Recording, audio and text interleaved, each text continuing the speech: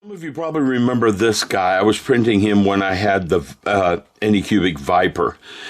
And I was having a lot of fun printing him. I really enjoyed printing him, but then he fell from about 4 feet and broke into a bunch of pieces. This is one of the pieces that did not break and stayed solid. His head broke, some of his legs broke, and I'm still trying to decide if I reprint and fix, or I just call it quits.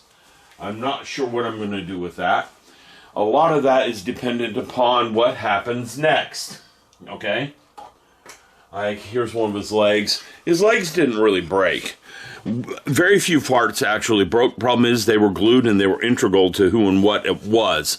So it's actually a pretty big issue that they broke. Okay? Because I'm literally going to have to reprint half the model kit to fix the issue. Like his head. I'm coming over with his head. Okay? You can see where it broke along here. I can't get this off. I have to reprint the entire head to get that off. Now, that bamboo carbon X1 would make short work of this thing. That is for sure. Okay? So I might just go ahead and reprint him. You can see a glue run right there. I was not using super glue. I was using something else, which we're going to get into in a minute. So I may fix him. I may not. We'll see. I have to do an evaluation of how much I want to. He's way solid and way heavy. I did too much infill on him. So the thing weighs a lot. Now, the reason I bring him up is I have been playing with the Carbon X1, and I've learned quite a few things about it. Okay? It is an incredibly precise machine and very automated. I went to the same guy. My birthday was coming up, and I went to the same guy where I got the Gurren Lagann, and he had a Godzilla, Mecha Godzilla for sale. And I purchased it because it was a Christmas sale. My birthday's around Christmas. Now, I did a couple of test prints before I started printing this bugger. And this was the head size that it came with. And I did 150% expansion on it. And this is the head size I printed.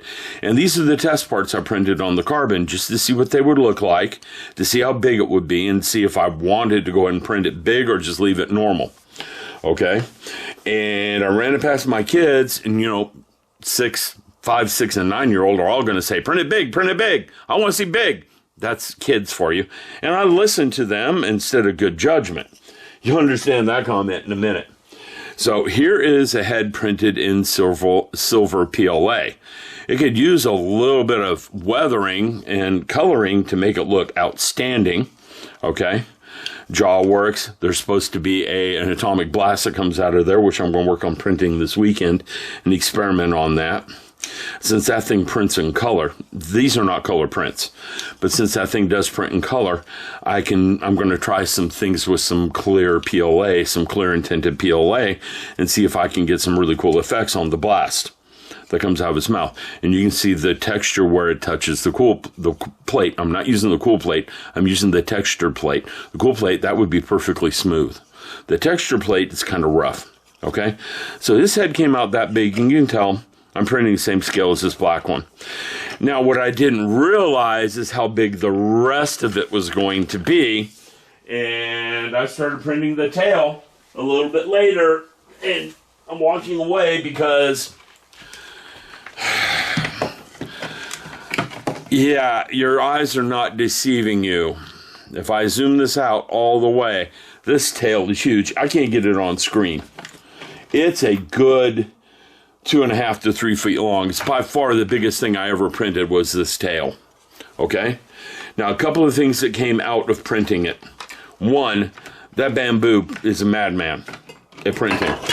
It prints really well, real quickly. I don't have any issues with it.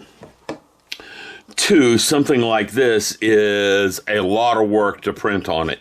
This one tail piece right here took 6 hours on the bamboo. I would not even want to know what that takes on the old Viper I had. This tail right here is 2 or 3 days worth of printing for the whole thing because there's a black inner skeleton on it and a silver outer skeleton. Second thing, and I'm going to go ahead and separate part of this tail if it will let me. It should, because it's not that pressure fit. There it goes. Okay, second thing I noticed, and we should be able to notice in this lighting, is the, you can see the black here transitions to silver here. And this is not segmented in the middle, and it's not segmented here. It's just segmented a couple of places. You can tell the printing changed. Okay, I mean, I've got good, this is good silver filament. Don't get me wrong, it looks good. It wouldn't need much other than some black down in here to actuate the grooves and the lines and stuff. And I might wash these, I might not. But the reason they look different is printing orientation changed.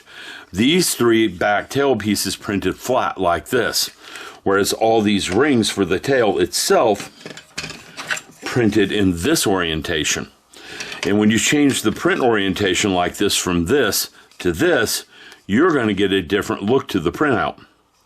Okay? No matter how good your printer is, and the Bamboo is a good printer. I mean, you're paying for it. You're paying a lot of money for that thing. So it better do a good job, and it does. And I don't know about the cheaper versions that they have out now, but my understanding is even the cheap ones print really well. They are doing a really good job of making printers that you just plug in and print, and you don't fuss with. Okay, but the print orientation changed, so the look of it changes, the color changes. In sunlight, you can definitely tell the difference between this piece and these pieces. Definitely tell the difference. Okay? So, I ran out of silver PLA. Okay? I used one spool of black. I think a spool is 2 kilograms. I used half a spool of red, because there's a lot of red inside this thing. And I used 3 spools of silver so far. And there is a misprint in there. I misprinted 2 of the leg pieces that were quite large because I didn't read the screen. And it's my fault, not the printer's fault. So far, I've had a few failed prints on the printer, but it's because I didn't understand the printer. Well, I'll make a separate video on that. I understand the printer a lot better now, so I don't have that issue. But this is a lot of silver. I have 2 more spools of silver coming so I can finish printing this guy. I am going to make some videos on putting him together. I already put the head together. I already glued this red part into the head. He came with 2 heads. One has a big vertical fin coming out of the top of it up here. It's downstairs. I'll show that when we're done. Okay? My kids think that's a better fin. Of course, they're not real Godzilla fans. I mean, they are. Miri is, but the other 2 could care less. Okay, I mean, they're girls. They're more into Barbies and stuff. Not Barbie so much anymore. Rainbow High was Christmas. Rainbow High and American Girl dolls. So anyhow, let me go ahead and start working on the upper torso, because I have all the parts up here for this, and I can talk while I'm doing this. I want to put a piece of paper towel down or something here to protect this pretty old cutting mat. I have a replacement for this cutting mat somewhere. I finally decided to replace it, but I don't know if I'm really going to replace it. But let me go ahead and go get that so we can start working, and I can set this tail down on the floor. Since it's not glued, I'm trying to be really careful with it, because heaven knows I need to drop it just like I dropped the other one from Gurren Lagann. Now this doesn't need anything other than, again, you get it in sunlight, you can really tell the difference in color, which is pretty surprising, but kind of not when you think about how it's printing. Okay? So let me set this aside. The glue I'm not using super glue. I came across this on one channel, 3D Gloop, PLA 3D Gloop. It is good glue. Really good glue for this. It is solvent based, not like it's not like super glue. Super glue is just clings the parts together and holds them. That's solvent based. That is going to dissolve the plastic and melt it together. All right, so this is the upper neck. Okay, these are the parts for the upper neck. Well, that's the tail part. Okay, now one thing about this glue is it cures up pretty quickly. It's like using extra thin or Mr. Cement here, or Tamiya extra thin, which I have around here somewhere. It's over here, Tamiya extra thin. Okay? It's like using that, but for PLA. It holds up pretty good. And I'm stalling a little bit. Oh, because I forgot a couple of things. I have not cleaned these parts up completely. I'm looking for the tool for cleaning them. The blades are here. I don't know where the tool is. Here's the blades for cleaning everything. I might have to pause the camera and find the tool, so let me do that. I'll be back in a minute. Found my tool, okay? Now, most of these are printing with rafts around the bottom brims. Sorry, not rafts, brims. And you want to get that brim off there. Well, this little tool will clean it right off without much fuss or fighting. And it usually doesn't dig into the plastic too much when you're doing it. Okay? And you want that cleaned off. Now, one thing about the bamboo is it usually just pops those brims right off. And when I bring the feet up here, you're going to notice something on the feet because I have the feet printed. There is grooves and stuff on the bottom side of those feet that you're going to have fun cleaning out when you print a brim. And I've noticed something else with the bamboo. I pretty much have an automatic settings. I've not been trying to understand why it sets up what it does, although I'm fully capable of doing so. I just haven't bothered. My life has been full of too much craziness lately, and until that settles down, I'm basically not really trying to do much other than get through it. Okay, we'll do a channel update on that, but that's why you cannot count on regular videos from me for a while until that settles down. Now, that makes pretty short work out of cleaning up that brim. Let's check the other silver parts. They're small enough they probably didn't have it. And again, I've noticed that it's only putting brims on big parts, not small parts. And this tool right here, I forgot what it's called. I can look it up and I can link it below. Got it off Amazon. It was not expensive, and it came with 2 containers of replacement blades.